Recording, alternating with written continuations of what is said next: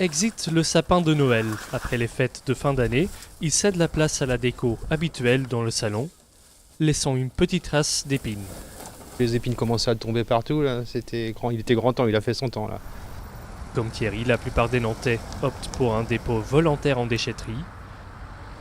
Faute de collecte de Nantes Métropole, c'est la seule solution pour se débarrasser de son sapin, propre et légal. Il finira ses jours dans la benne déchets verts, avant d'être composté.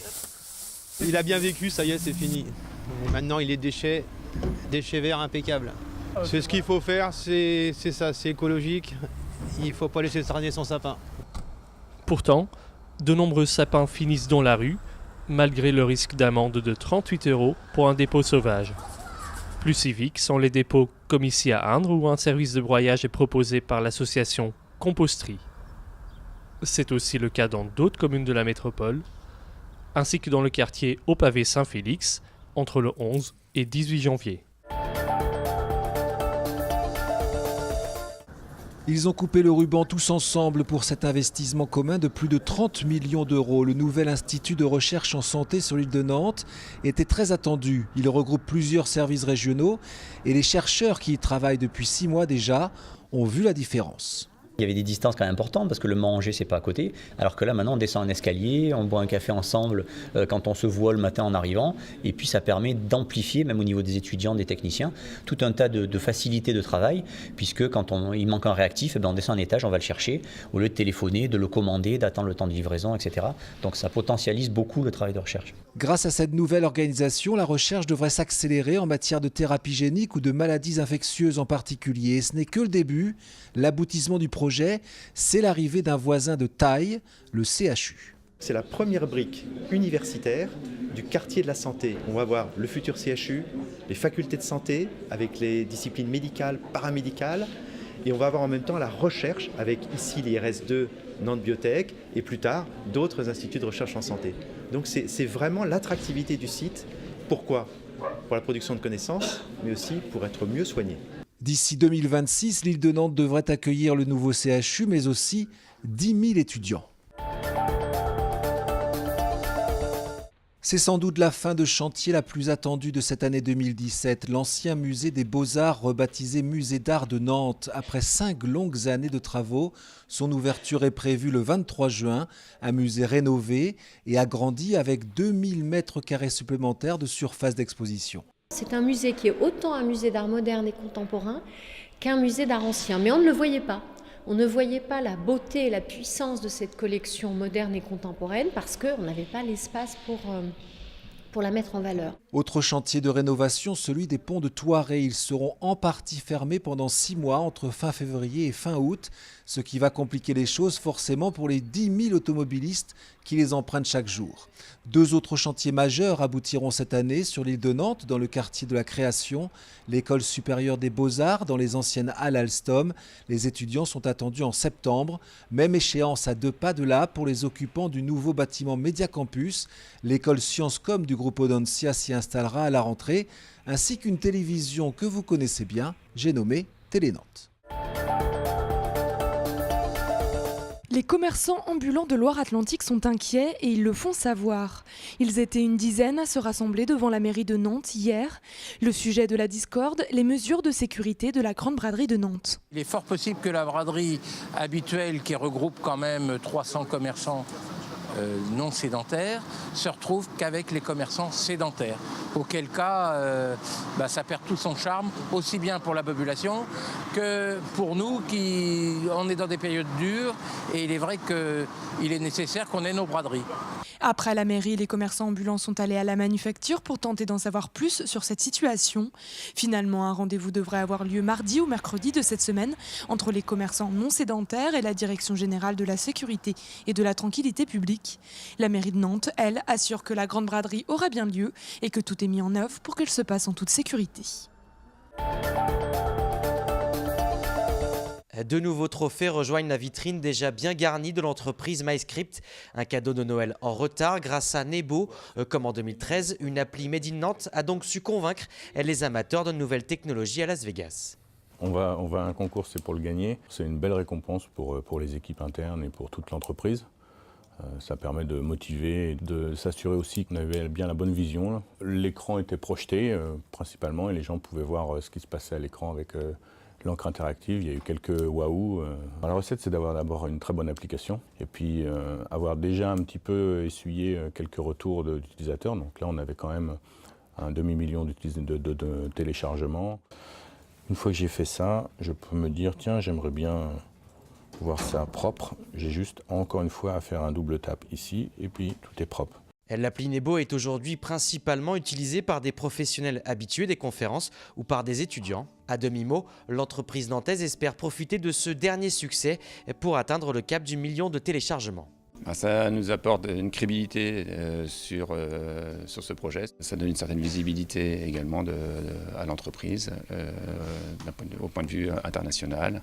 Ça crédibilise notre technologie, notre savoir-faire auprès des grands du domaine, peut-être que peuvent être Microsoft, Apple, Google ou Samsung. Développer ces fonctionnalités sur d'autres supports et dans d'autres langues, voilà quelques-unes des priorités de l'entreprise avec sûrement encore de belles pages à écrire.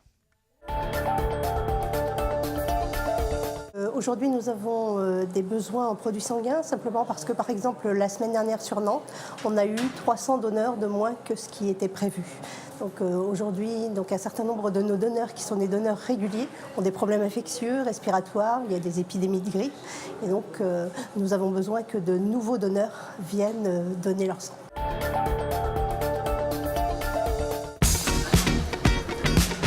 Les remises, la foule.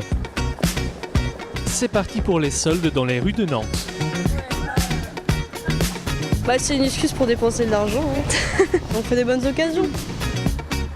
Des beaux pulls, des pulls cachemire, j'adore. Et ce que j'ai trouvé d'ailleurs. Chacun a sa raison pour être là. Pas cher. Je viens d'apprendre que c'était aujourd'hui. Je savais pas. Ça va commencer, mais c'est jamais les premiers jours pour nous. Ils vont d'abord aux Galeries Lafayette et puis après les petits commerçants. Les bonnes affaires, on les trouve aussi dans le calme, comme ici à Clisson. Je fais la curieuse déjà, et puis oui, je cherchais plutôt des petits hauts avec une petite manche, voilà, parce que l'hiver n'est pas fini. Les soldes sont attendus comme tous les ans, comme à chaque saison, donc on attend avec impatience notre cliente habituelle. En fait, j'avais une course à faire et c'était l'occasion. C'est vraiment la période que je choisis pour remplir ma garde-robe. Et il y a une autre bonne raison pour laquelle les boutiques clissonnaises sont prisées. Fabrication française et création aussi en France. Voilà, et on a aussi des modèles qui sont dessinés par notre directrice. Les soldes, à combiner avec une belle balade hivernale pour retrouver équilibre et zénitude. Vous avez encore 6 semaines.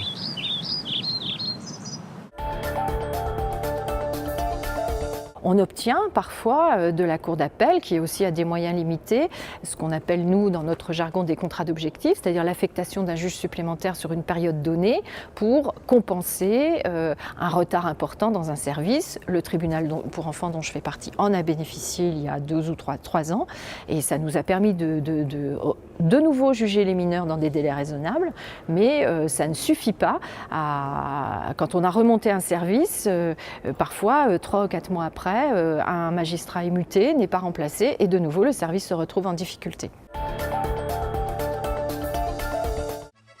Certains l'ont installé sur l'eau, d'autres sur la rive, tantôt rétro comme dans les tableaux impressionnistes ou alors plus conceptuels à la limite de l'abstrait.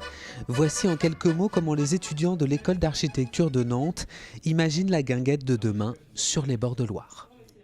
Très vite avec mes camarades, on est parti dans l'image de la guinguette qu'on avait de l'ancien temps, des tableaux expressionnistes, impressionnistes qu'on pouvait avoir. Nous, on est parti sur des références des temps modernes avec Charlie Chaplin et ce monde de l'industrialisation.